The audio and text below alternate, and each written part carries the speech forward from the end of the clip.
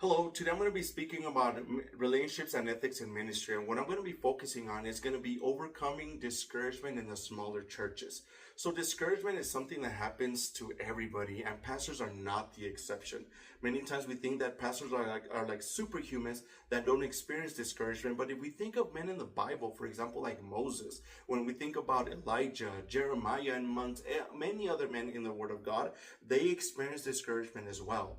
So today we're going to be covering only a few situations that pastors in smaller churches they go through when it comes to discouragement. Okay, so the first one we're going to be covering is going to be discouragement from wasting time. When a pastor responds to ministry, to the call to pastor a church, usually we think that our main function is going to be preaching the word, teaching the word, leading people to worship, expanding the kingdom, reaching the lost for the gospel, when in reality, in a smaller church setting, those are not the only functions of a pastor. Where in a smaller church setting, a pastor usually has to jump into the secretarial function of the church, where they have to do janitorial duties around the church, where they even have to be chauffeurs for people, where they even sometimes have to take elderly to their doctor's appointments because maybe at that time their children or their family cannot do so, amongst other things. And that could be discouraging for a pastor, where they could fall into a mindset thinking that maybe God forgot about their specific ministry because of the lack of manpower, and they could even feel that their talent is being wasted.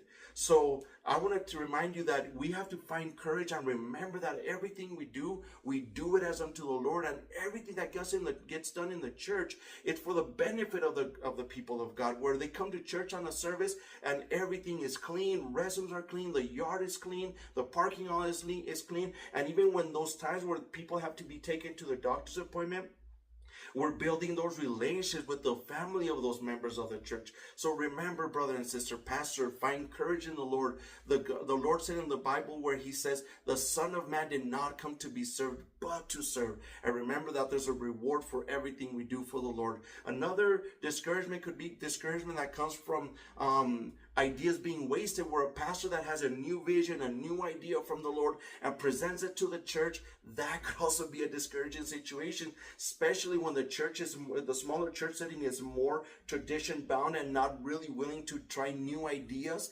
That could be discouraging for the pastor, where they could feel that bringing new ideas and new visions and new dreams to the church is pointless.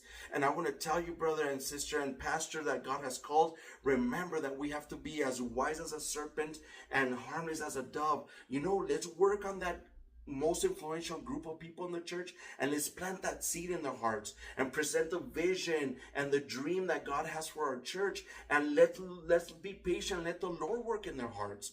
And once God works in their hearts and we get them on board with us, then let's let them be participant and carry the ball and be that ignition, that spark plug that sparks up the fire in other congregants of the church. Another discouraging situation for pastors could be discouragement that comes from being out of the spotlight. Nowadays we're living in the culture where people are looking for new things, for what's innovative, and it seems like it's those bigger churches that are experiencing that unprecedented growth. And when you look at the church and your smaller church setting, and business is being done as usual, that could be discouraging for a pastor, where you feel that things in your church are falling behind what culture demands. And I want to remind you that we are only stewards of the church. The church does not belong to us. And all we have to do is be faithful servants. And God has promises and commendations in line for every faithful servant and every faithful church. The last one that I want to cover is going to be discouragement that comes from waiting. Usually when it comes to the smaller church setting, things have to be presented gradually. Things have to be done little by little. We have to test new ideas and new things with the church to see if it's something that really works with that group of people that the pastor or the leader is working on. And it could be very discouraging for a pastor when we have to wait for things to be done, when we depend on Sister Raquel or we depend on Brother Rick to get things done. And a pastor could easily fall into a mentality of thinking, if I want things done right, I have to do them myself. Like that, I don't have to wait on anybody. And I remind you that that's a very dangerous mindset for a pastor to have.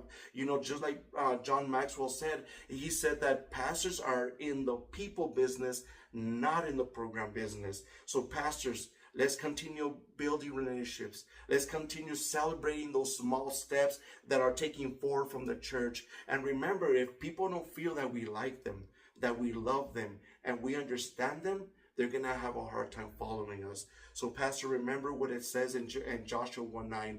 The Lord tells us, do not be afraid or discouraged, for I, the Lord your God, am with you everywhere you go. God bless.